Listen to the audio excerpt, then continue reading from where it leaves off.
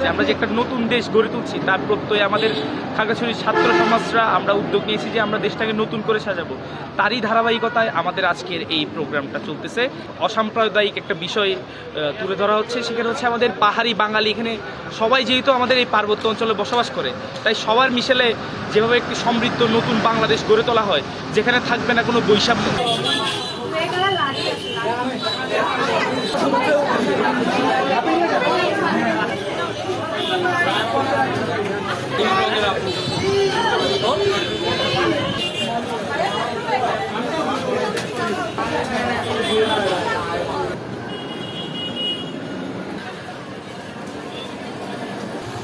এখানে অনেক রকমের বিভাজন হচ্ছে না।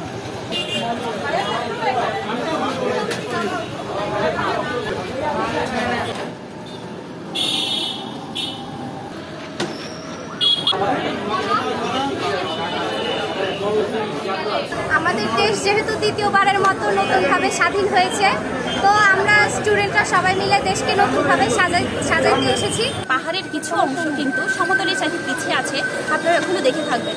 সেইটার জন্যই আমরা কিছু মনোভাব প্রকাশ করছি এখানে।